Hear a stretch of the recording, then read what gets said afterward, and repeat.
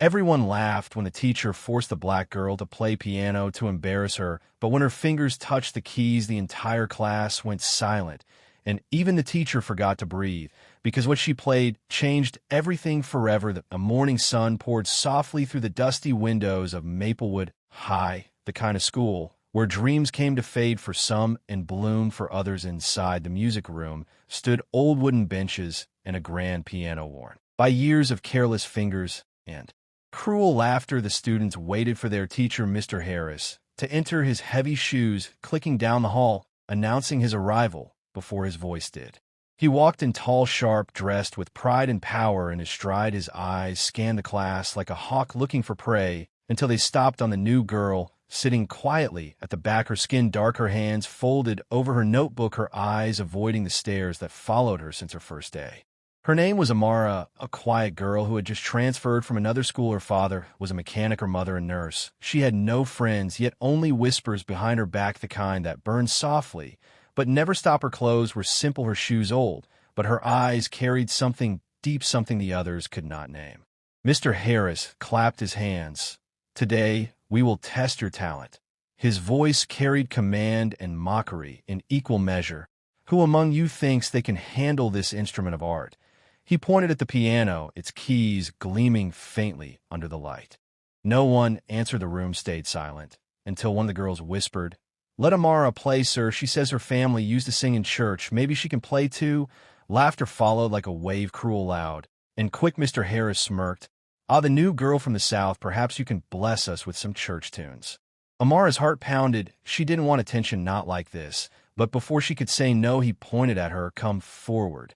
Every step she took felt heavy. Every laugh felt like a push. She stood before the piano, her fingers trembling. She hadn't touched one in over a year, since her father passed away, the only man who believed she had a gift. Now, all she had were memories and fear. Mr. Harris leaned against his desk, his tone dripping with arrogance. "Go ahead, show us what real talent looks like." The students whispered again. Someone muttered, "She probably doesn't even know which key is which." Another laughed. Amara took a deep breath, closed her eyes, and placed her fingers gently on the keys for a moment. There was silence, only the faint hum of the ceiling fan. Then a note escaped, soft and pure, like the first drop of rain before a storm. Mr. Harris smirked until her hands began to move faster, smoother, each note blending into the next, forming a melody so deep the room froze. Every head turned, every whisper died. The laughter faded, replaced by a silence too thick to breathe. The teacher's smile disappeared. His hand tightened on the edge of the desk, his eyes wide, not in anger, but disbelief.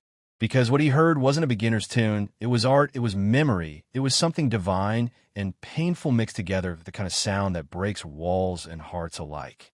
When she finished, her hands rested gently on the keys. The last note hung in the air like a prayer, unanswered. The room stayed silent for a long moment. No one moved, no one spoke, only the sound of Mr. Harris swallowing his pride. He straightened himself, forced a weak laugh, and said, "Not bad, Miss Amara. Perhaps a fluke. Let us see if you can do that again tomorrow." Amara bowed her head, quietly picked up her notebook, and returned to her seat. The whispers, now different, softer, filled with curiosity instead of cruelty. But deep inside, she knew this was only the beginning, that tomorrow he would test her again, not to praise her, but to break her, and she was ready. The next day, the air in the music room was colder, the laughter quieter, but sharper. Mr. Harris had planned his lesson like a battle. He was not used to being surprised, especially not by someone he had already decided to mock. Pride had made him restless all night, thinking about how a poor new girl could outshine him in front of his class. When Amara walked in holding her worn notebook, he was already waiting at the piano, keys pressed clean and polished for the first time in years. His face carried a fake smile that did not reach his eyes. "Well, Miss Amara," he said, "since you played so well yesterday, let us see if you can do it again."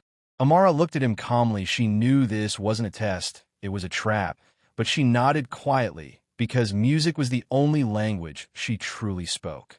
The students gathered around, whispering to one another, waiting for another show. Mr. Harris turned to the class and said loudly, "Music is not emotion. It is discipline. It is technique. You must follow rules if you want perfection." He looked at Amara, and today she will prove that emotion without knowledge is meaningless. He handed her a sheet of music, a classical piece, complicated and long, the kind that even trained pianists found difficult. The students gasped. She stared at it for a moment, the paper shaking slightly in her hands. She had never learned to read music. Her father had taught her to play by ear, by heart, by feeling. Mr. Harris smiled cruelly. "Well, go on, play what you see." The laughter began again, small but growing. She sat down, her hands trembling. She looked at the sheet, then at the keys, and for a few seconds she could not move, her mind blank, her heart racing. The whispers burned in her ears. She wanted to run. Then she heard her father's voice in her mind, soft and deep. "Don't read the notes, feel them. Every song has a soul. Let it speak through you." She closed her eyes, ignored the paper, and touched the first key. A soft sound rose, gentle and fragile, then another. Her fingers began to move, not by rule, but by instinct, not by the sheet, but by memory. She played not the written tune, but something her father used to hum when fixing cars, a song born from life, not theory. The melody filled the room and changed it. The light from the window caught her face, her tears shining like glass. She wasn't just playing, she was remembering. The laughter died again. Silence filled every corner. Mr. Harris felt something strange, something he had not felt in years: humility. He slammed his hand on the desk, breaking the silence. "Stop," he shouted. "That is not the song on the paper." Amara froze. The sound stopped instantly, her breath heavy, her hands shaking. She looked at him, but said nothing. He walked toward her, towering above her. "This is not talent. This is chaos. Music is about control, not feelings. You broke the rules." Her eyes lifted slowly, calm, but sad. "Maybe, sir, but music lives in the heart, not in rules." The students looked at her, stunned. No one had ever spoken to Mr. Harris like that before. He turned away, furious. "You think you are special. Just because you can play a few sad notes, you will never understand true music."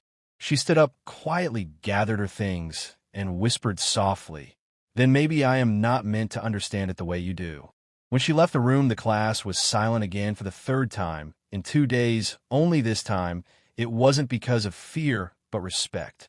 Later that night, Mr. Harris sat alone, staring at the same piano, unable to forget the melody. She played the one that didn't follow any rule, yet somehow touched something inside him, something long forgotten. The next few days passed slowly. The whispers around school had turned into stories. Amara, the girl who played from her heart. They said she could make anyone cry. When she touched the keys, some mocked her, some admired her, but none could forget her playing. Mr. Harris, on the other hand, was restless. Every day he entered the music room, he heard echoes of that melody. She played the one that broke his pride, the one he had tried to forget. He told himself it was like a trick of emotion, not skill, yet the sound would not leave him. One afternoon, a notice was pinned on the school board announcing the upcoming annual music showcase, the most important event of the year. Parents, judges, sponsors, everyone would be there. Mr. Harris smiled at himself. This was his chance to prove control over chaos, to show that discipline always wins. He decided to make Amara perform in front of everyone. When he called her to his office, she stood quietly as he spoke with a forced calmness. "You will represent the class in the music showcase next week." Her eyes widened. She shook her head slightly. "Sir, I do not think I am ready." He smiled sharply. "You will play the same classical piece you failed last time, and this time you will play it perfectly." She understood what he meant. It was not an opportunity. It was a stage for her humiliation, but she bowed politely. "Yes, sir," and left quietly. That evening at home, she sat beside her mother, who looked tired after her hospital shift. Amara told her what happened. Her mother took her hand gently and said, "When people try to break you, they are really afraid of your strength. Play for your father, play for yourself, and let the music speak for you." Amara nodded with quiet determination. She didn't sleep that night. Instead, she sat before the old piano they had at home, its paint-chipped its sound. Uneven, she practiced, not the song he gave her, but the feeling behind every note. She remembered her father's voice again, saying, "Don't fight, the keys flow with them." The night before the showcase, Mr. Harris stayed late in the music room preparing for the big day. When he opened the lid of the piano, he found a small folded note left on the stand. It read, "Thank you for teaching me what music is not, so I can finally understand what it truly is." No name, but he knew who it was from. The next morning, the auditorium was full, students whispering, teachers busy, parents waiting, cameras ready, lights bright and sharp, the stage large. and golden Mr. Harris stood beside the judges pretending confidence, but his hands were sweating slightly. When Amara walked onto the stage wearing a simple white dress, the room grew quiet. The same laughter that once filled her classroom was gone, replaced by a strange curiosity. Her eyes scanned the audience. She saw her mother in the back, smiling through tears. She sat down before the grand piano, her hands hovering above the keys. She could feel her heart racing, but she remembered her promise this time. She was not playing to prove anything, she was playing to speak. The judges nodded, signaling her to begin. She closed her eyes and started to play.